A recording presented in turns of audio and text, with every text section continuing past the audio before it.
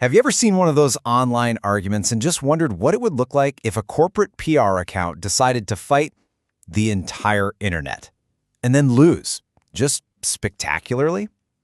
Well, today we're diving into one of the most amazing case studies of a corporate meltdown I've ever seen, and it's all documented in a single, absolutely chaotic comment thread. Let's get into it. So it all kicked off with this video that was pretty critical of, car-centric cities. But before any official company chimed in, this one comment got pinned right to the top, and it just perfectly nailed the public mood. It set the stage for everything that was about to happen. For people watching, this wasn't just a funny video. It felt like a documentary of their lives. So, picture this. Before the PR team even logged on, the court of public opinion was already in session. That comment section just exploded. It became this amazing space for people to share their frustrations, some really dark humor, and a few truly brilliant takes on modern life. And that initial tone, it wasn't just anger, It was this kind of bleak coping humor. You see comments like, "This gave me road rage without even driving," and that one about the mall altar now being a spirit Halloween. I mean, that shows you the video was hitting on a really personal, almost tragicomic level. The verdict was in before the brand ever said a single word. And this is where our story really kicks off. Seeing this tidal wave of negativity, the official corporate account, the Asphaltica PR team, decides, okay, time to step in, time for some damage control. They showed up armed with their talking points and corporate buzzwords, ready to set everyone straight. So this was their big opening move. Instead of actually talking about the criticism, they just attacked the video's creators, calling them bad faith actors who hate freedom. And then they try to get the video taken down. Their reason? To protect the integrity of asphalt. Yeah, it was just this bizarre, totally out-of-touch statement that missed the point by a mile. And you can probably guess how the internet reacted to that. Oh yeah, the backlash was immediate and it was brutal. People just took that corporate speak and completely tore it apart. That line, "Bro just said debt equals opportunity," got called out instantly. And the idea that Applebee's is the height of culture? I mean, come on.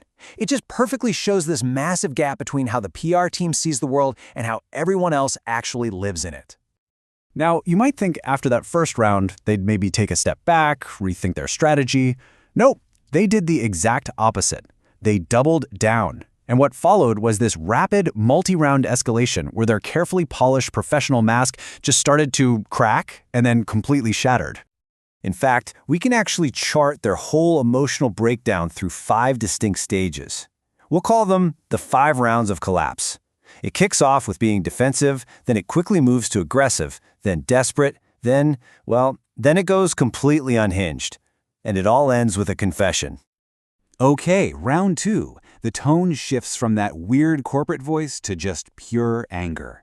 If you don't like it, leave. They start throwing out these wild arguments, like, "Gardens don't pay taxes," but the replies are just flawless. Simple, undeniable logic, like, "Yeah, but they also don't give me asthma." And then, of course, the all-time classic shutdown. "Sir, this is a Wendy's parking lot." By round 3, we are deep in the desperation phase. The PR team is now literally shouting in all caps at ungrateful pedestrians, and their main line of attack is castles? Because they didn't have parking?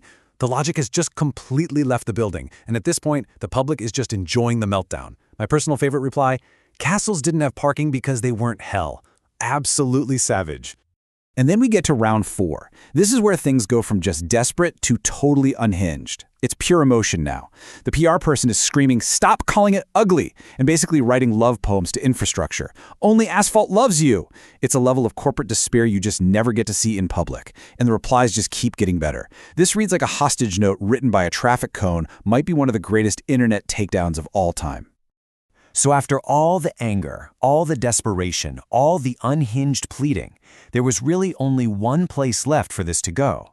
The account went silent for a little while, and then it posted one final message. And the mask didn't just slip, it was torn off and thrown into a fire. Just let that sink in for a second. This is the final post. It's a full-blown villain monologue. They admit everything the critics were saying and then some. We built it that way. It is a stunning, shocking moment where all the subtext of the fight just becomes the literal text. There is no exit. And then, just like that, it was over. The account was deleted. The confession was its final parting shot, A digital mic drop before just vanishing into thin air. It left the entire comment section in a state of just stunned disbelief. So what happens after a PR account basically admits to crimes against humanity and then just disappears? Well, the community it was fighting with is left to pick up the pieces and just try to make sense of what on earth they all just witnessed. The reaction was this incredible mix of shock, dark humor, and this strange sense of validation. For a lot of people, that final confession was the most honest thing a corporation had ever said online.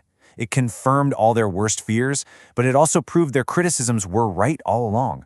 And as that last comment points out, the real irony is that this digital comment thread became more vibrant and alive than the physical places they were all arguing about.